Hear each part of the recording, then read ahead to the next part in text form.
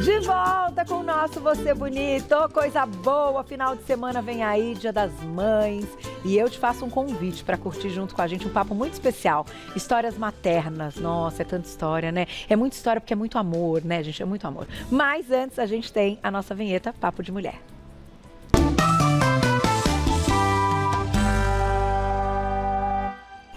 Hoje a gente recebe, que prazer, as mamães, né, muito especiais, que vão contar histórias aqui e a gente vai entender esse laço aí de muito amor. Letícia Nolasco, psicóloga e coordenadora do Médicos Sem Fronteiras no Brasil. Bem-vinda! Muito obrigada. Prazer é nosso, viu?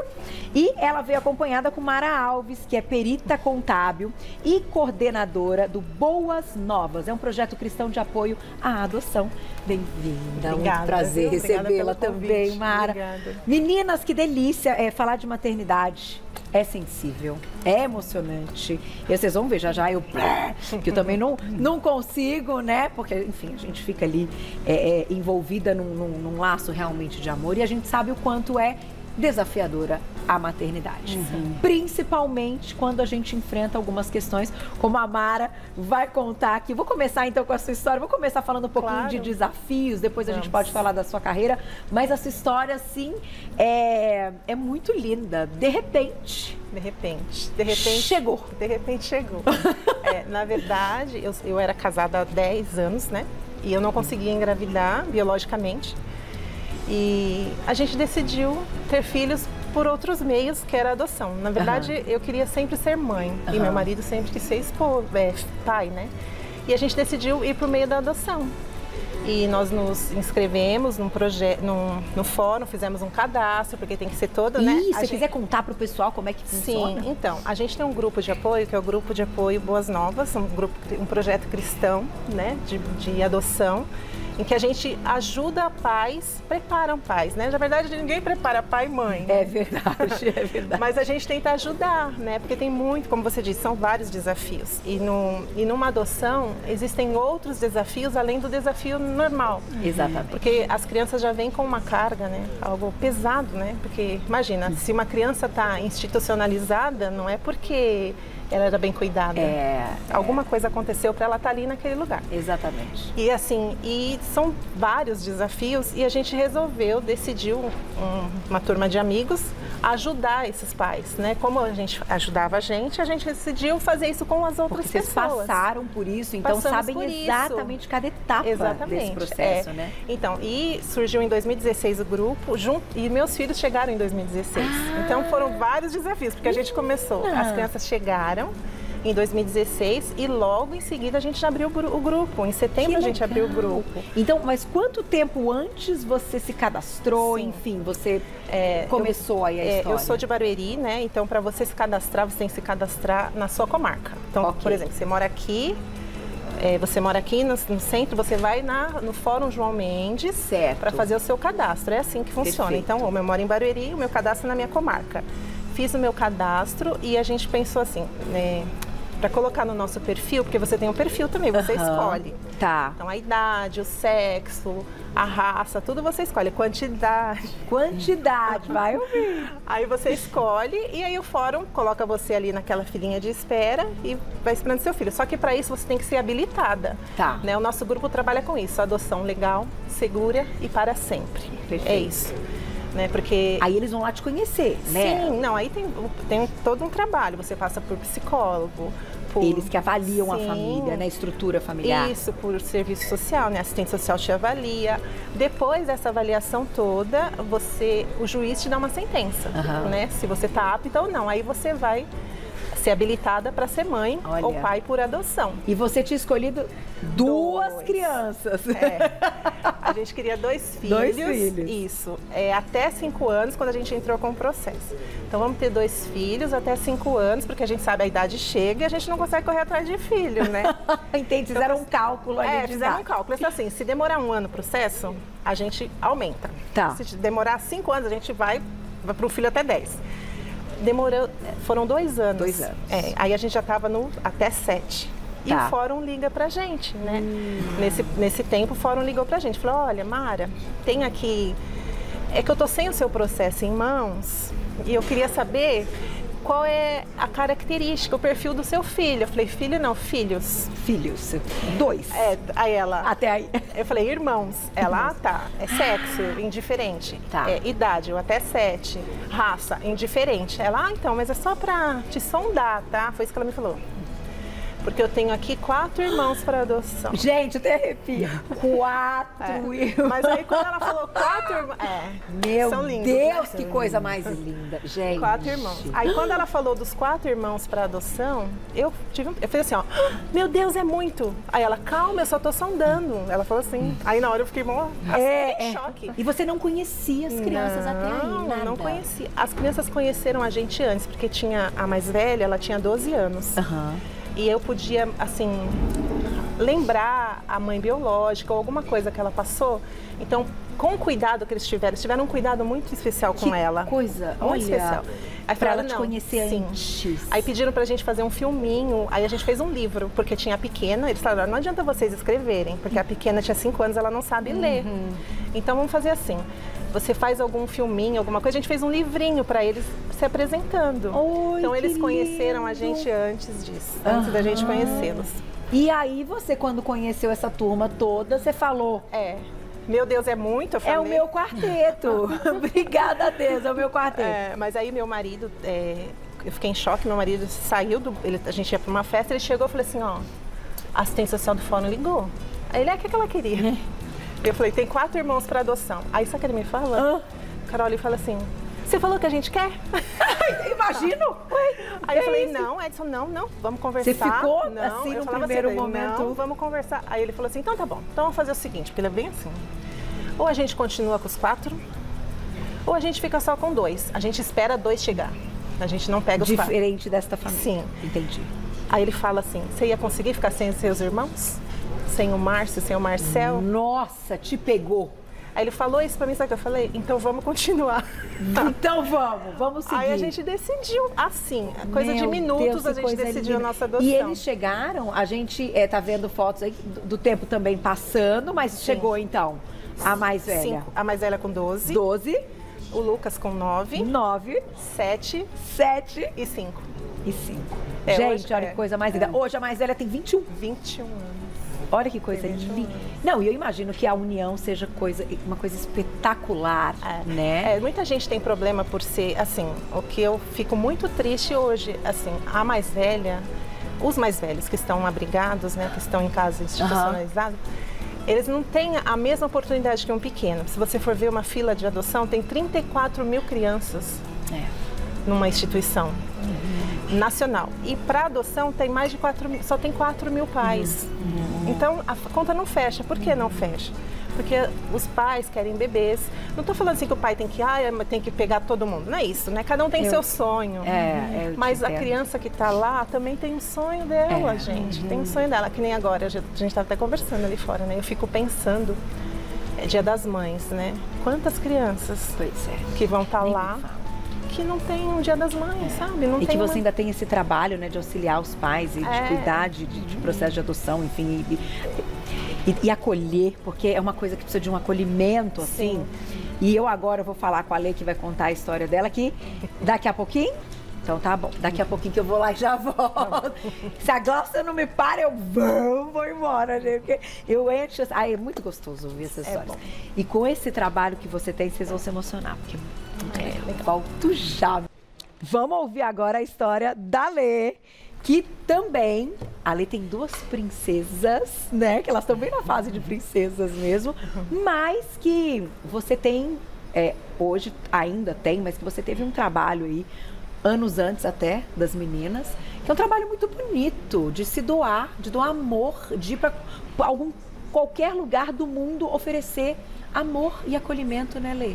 Pois exatamente, Carol, assim, qualquer lugar do mundo, né, algo que transborda as fronteiras. Eu estava aqui ouvindo a Mara, né, contando de um amor tão grande, né, onde há amor, não há fronteiras. É verdade. Né? Então, Médicos Sem Fronteiras existe desde 1971, olha só, né, uma organização fundada por médicos e jornalistas, né, então venho aqui, chego na TV Gazeta, fica esse incentivo para a equipe de vocês. Eu não sabia, que legal. Pois bem, então além de médicos, tem profissionais da saúde mental, enfermagem, logísticos, a gente é uma organização organização muito grande, né? Presente em mais de 70 países no mundo, são 90 mil pessoas. A imensa maioria delas contratadas localmente e outros que vão e vêm. Né? Então, quando eu estive, né, comecei a trabalhar com Médicos Sem Fronteiras em 2008 e eu fiz muito vai e vem. Né? Então, minha vida profissional é permeada por viagens. Então, isso mudou, né? Quando chegam as crianças. Sigo viajando, né? Então, tenho uma rede de apoio importante, né? Familiar, de amigos, institucional, que me apoia nesse processo. Sim, sem dúvida. Então, sozinha não dá, né? Imagina 4. Né, Mara? Sozinho não dá. Então, essa maternagem ampliada, né, é essencial para a gente conseguir dar conta, né, de ficar bonita assim. Oh, meu Deus, obrigada. Né? Mas você sente, porque esse trabalho de se doar, imagina, gente.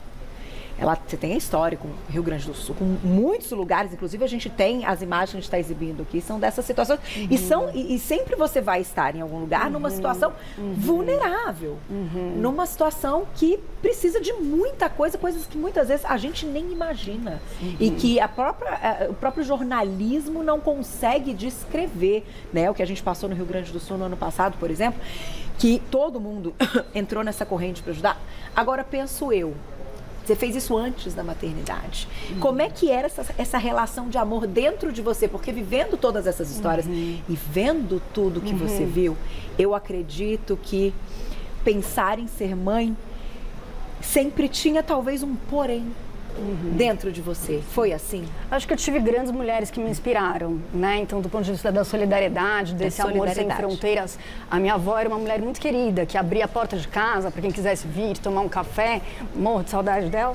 Minha mãe, uma mulher muito potente, médica, me inspira também no equilibrar as coisas, né? Como é que a gente dá conta? Não são 4, mas eram 3. Então, acho que fui tendo esses exemplos ao longo da minha vida e fui construindo esse lugar da maternagem para mim, né? Encontrei no meu esposo alguém para dividir isso, né? O que facilitou deveras a decisão e a construção desse lugar. Acredito. E aí, quando chegaram as meninas, então você tem uma de 7... Sim. E uma de 5. Uma de 7, uma de 5. As coisas foram mudando no meio do caminho e hoje você é coordenadora, então, mas também faz viagens, né? Isso, né? Então hoje eu tô numa função que eu não preciso de uma resposta emergencial, né? Antes eu ficava assim, teu celular vai tocar para onde eu vou, né? Então agora eu tenho que equilibrar essa disponibilidade. Então tem algumas viagens agendadas. Essas aí são minhas queridas aventureiras. Aventureiras, elas são? A gente tá aí projetando uma imagem como se estivesse caindo de um... gente. E essa é a minha maior jornada da vida, né? Quando chega minha filha mais velha, minha viagem mais profunda, né? De me conhecer, de me reorganizar. E aí no trabalho foi... aí as duas brincamos isso dos irmãos, né? Então, a gente coloca algumas definições na vida. Então, quando decidi, tá bom, nós vamos ser pais, vão ter irmãos, né? Não vieram 4, mas veio uma atrás da outra. Ainda não. A gente fala, a gente nunca sabe. Eu tenho um, eu falo, vai ter outro. Eu falo, gente, a gente não sabe. A gente não sabe. São respostas que a gente não sabe, né? Que a vida vai acontecendo e que elas vêm ao longo do tempo, mas a gente deixa acontecer, deixa rolar. Agora, eu queria te fazer uma pergunta que, vivendo tantas histórias difíceis e em momentos vulneráveis, o que te faz forte na maternidade, delas, enfim, entenderem essas coisas que acontecem no mundo e que, como eu disse, a gente sabe, nós somos adultos, mas a gente não viveu de forma tão próxima quanto alguém que trabalha com essa solidariedade e essa gentileza, que é o que você faz há tantos anos.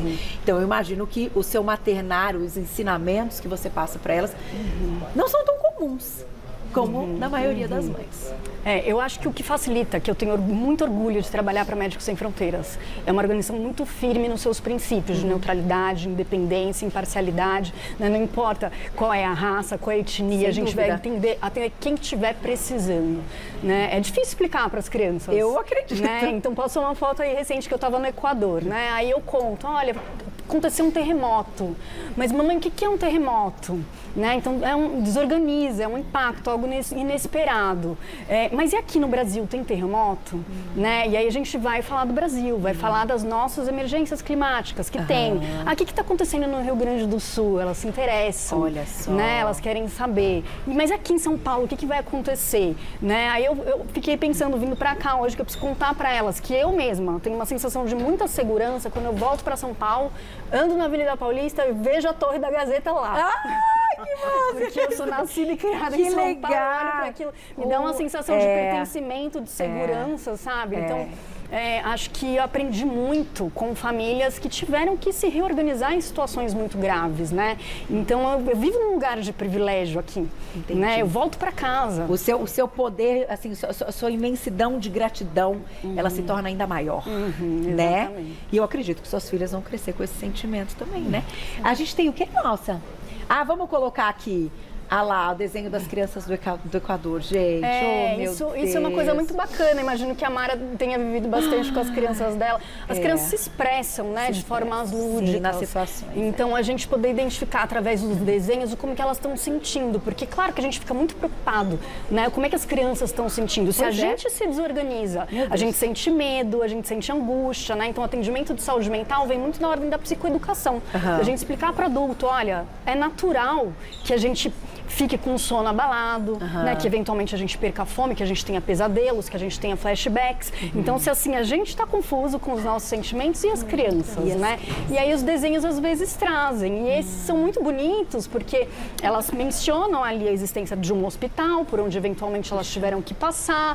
Né? Elas falam ali de uma situação que tiveram que fugir, as crianças saindo da escola. Mas veja, tem cores, né? Tem movimento. Então, elas vão mostrando para nós alguns dos recursos. Vocês fazem esse tipo de trabalho, então, ali, para entender um pouco do que elas estão emocionalmente vivendo, né? Principalmente com aquelas que não conseguem contar, né? E como você comentou na questão até da adoção, das crianças que estão ali, né? Na instituição, aguardando, que também eu imagino que dali saiam grandes desenhos. Porque assim, eu estava falando das crianças mais velhas, né? Minha filha chegou com 12 anos. E o maior problema nosso é que as pessoas não... Porque ela tem 12 anos, a impressão que ela é rotulada. Então, ela não tem, assim, o direito de ser feliz. Entendi. Ela não tem o direito de ter uma família. Porque ela tem 12 anos. Olha o que me falaram. Ela vai te matar quando eu falei da adoção. Meu Deus. Falei, eu tenho uma de 12 anos, que era uma criança de 12. Meu Deus. Por quê? Ela já saiu com rótulo, tipo... Eu não vou ser adotada, eu vou ficar aqui. E ela ouviu isso de profissionais, eu estava comentando com você. Meu Deus. Profissionais da área que falaram para ela, você nunca vai ser adotada, você vai ficar aqui, porque você tem 12 anos. Então ela já sofreu tanto. Ficaram 5 anos numa instituição. 5 anos. 5 anos. Imagina. Imagina o apoio que um ao outro também, Ela né? chegou com 7 anos, ela saiu de lá com 12 anos. A minha pequena chegou com 10 meses, saiu de lá com 5 anos. Eles não conheciam nada, não conheciam dinheiro. Eu tenho até uma situação com o meu filho, que um dia ele estava... Logo que eles chegaram, né? Eles não sabiam, não tinham, porque não pegavam dinheiro na mão. Tipo, vamos... Não, eu quero comprar um presente para a mãe, ele falou pro Edson. Edson, então vamos lá, comprar um chocolate para sua mãe. Aí ele parou na frente na mercearia, pertinho de casa. Vai lá. Aí ele falou assim, não. E por que você não vai? Porque eu não sei contar dinheiro. Aí eles voltaram, olha isso. Aí ele chega e falei, cadê meu presente? Aí ele, eu não comprei, mãe. Eu falei, mas por que você não comprou? Olha isso, porque eu não sei contar. Quase me mata, né? Porque eu não sei contar. Aí o meu marido, então agora você vai aprender a contar. Senta aí. Aí jogou um monte de moeda. E foram. Isso, mas isso. Aí aprendeu assim. Mas você imagina, 5 anos parece que é um congelamento, sabe? Nada se vive naquele ano, porque ainda tem as tias, mas é tudo passageiro. Olha então só. A pessoa, ela entra lá na instituição, tem o funcionário lá, o funcionário vai, faz o horário dele e vai embora. Então ela não tem esse vínculo, o pertencimento. Exato. Pertencimento. Ela não lar, né? Eles não, amor, exatamente. Mas como foi essa adaptação? Porque imagina, né? Uma criança já não seria fácil, porque carrega a sua história e as suas inseguranças e o que ela viveu. 4. Como Começou por onde, Mara? Oh, meu Deus, acolhe o aqui, conversa com outro ali, calma aí, vamos... É uma loucura, é uma loucura. Foi tudo junto. É uma loucura, mas é uma loucura boa, porque você vai se adaptando. Esses dias, ó, a loucura continua, não é que acabou. Não. A gente só se adaptou um pouco mais. Só muda. Só muda. Esses dias, olha que eu vi de uma delas, porque às terças eu saio toda hora, eu trabalho em casa, né? Home office, mas eu toda hora. Então leva uma pro balé, volta no balé, pega outra no vôlei, leva pro vôlei, leva pro ponto. Aí ela falou assim, mãe, toda vez que você passar, der tchau pro guardinha, pro segurança, ele vai achar que você tá afim dele. Aí sabe o que ela falou pra mim? Mãe, ó, hoje é o plantão do seu crush. Isso! Porque é uma loucura mesmo, é uma loucura. Mas a gente tem que se adaptar. Então, o que aconteceu? Eu tive que trabalhar menos. Mesmo trabalhando em casa, eu tive que trabalhar menos.